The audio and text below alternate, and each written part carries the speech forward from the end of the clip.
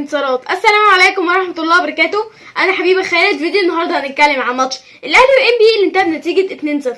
هدفين كانوا لكل واحد لصالح قفشه وواحد تاني لصالح ديانج، لكن تظل سوريا هو عريس مرتين على التوالي، صنع هدفين والماتش اللي فات سجل هدفين. طبعا شفنا ان هو لعيب بدأ بجد يبقى لعيب، يعني هو سنه كبير لكن ممكن الموسم الجاي لعبة الانديه تنافس على ان هو يجي، لانه بجد لعيب كويس جدا جدا جدا.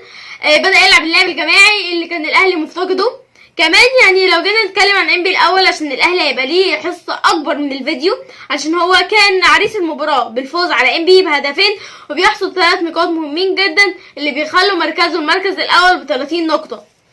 انبي اول لاعب عندنا هو البلعوطي حارس مرمى انبي اللي كان عامل مباراه كبيره جدا لولاه هو وكالوشا واحمد يوسف. كان زمان انبي خسران نتائج كبيره، فهم الثلاثه دول الثلاثي يستحقوا ان هم ياخدوا 10 من 10، لان دايما الدفاع او مش 10 كمان 8 من 10. ليه؟ لان دخل فيهم هدفين. دايما الدفاع لازم هو اساس ان هو ما يدخلش اهداف، لكن ادام دخل هدف بيقل التقييم.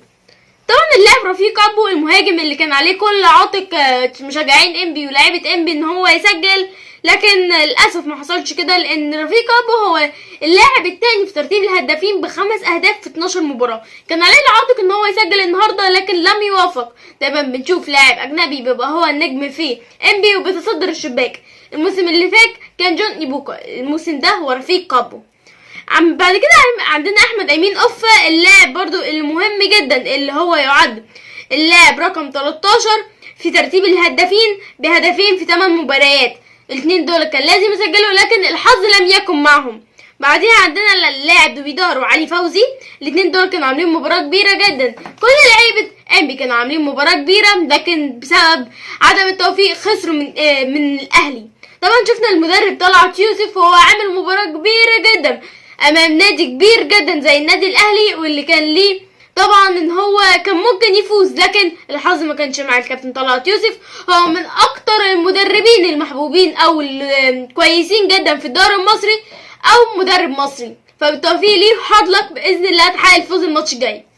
اما من ناحيه الاهلي عندنا اللاعب قفشه سجل هدف حلو جدا، لكن انا بتكلم ان قفشه ما كانش ظاهر طول المباراه، معرفش ليه. يعني هو ما كانش بيقوم بمركز صانع اللعب، تحس ان هو كان عايز يلعب مهاجم، لكن مارسيل كولر بيخمد له رغباته وبيخليه لاعب مركز 10، وهو ما نفذش المتطلبات في مركز 10، فان عشان كده هو ما قدمش، فعشان كده هو سجل هدف لكن بدون اداء.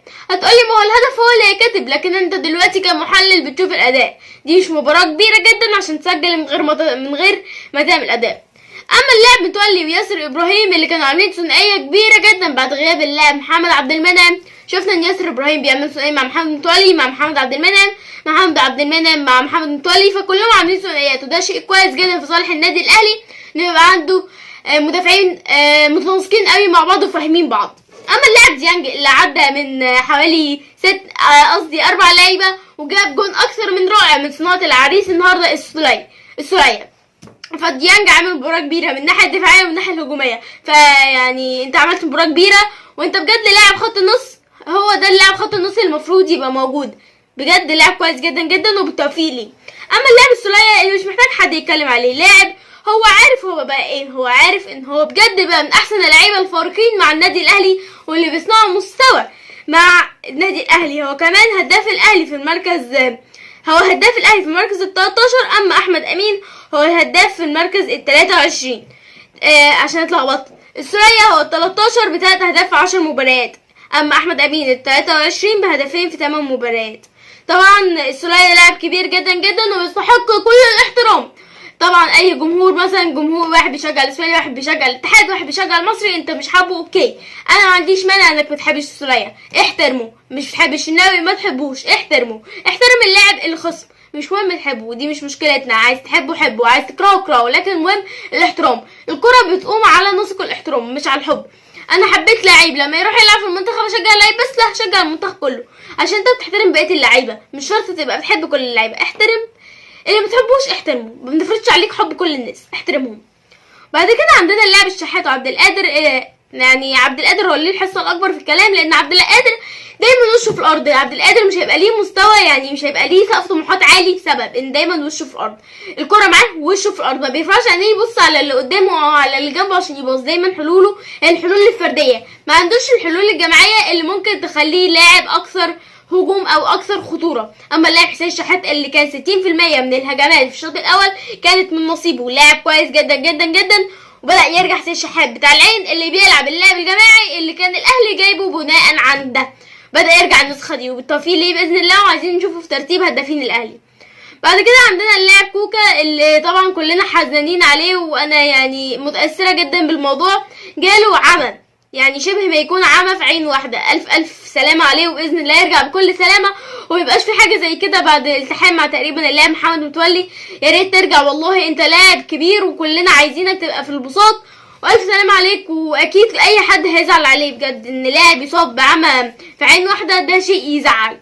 بعدين عندنا اللاعب مصطفى سعد ميسي اللي شارك بعض من الدقائق. هو اللاعب ده جاي من سيراميكا الموسم اللي فات، شارك بعض من الدقائق في الماتش ده، دي اول مشاركه ليه مع الاهلي، وطبعا ما شفناهوش بسبب ان هي كانت دقايق معدوده، حوالي 6 دقايق، فاحنا ما شفناهوش في المباراه دي. نتمنى ان هو يشارك في اي مباراه تانية عشان نقدر نحكم عليه. دلوقتي الاهلي بقى في المركز الاول ب 30 نقطه بفرق عن الزمالك ب5 نقاط، ودول هدافينه زي ما قلت لحضراتكم. سجل 22 هدف ودخل مرماه 5 اهداف. اما انبي هدافينه زي ما قلت لحضراتكم رفيق كابو واحمد امين وقفه. هو دلوقتي في المركز ال 12 في المركز ال 14 سجل 12 قصدي في المركز ال 14 عنده 12 نقطة، سجل 11 جول ودخل في مرماه 18 جول. وبس كده، قبلكم فيديو جاي، فيديو تحليل ماتش الزمالك والداخلية.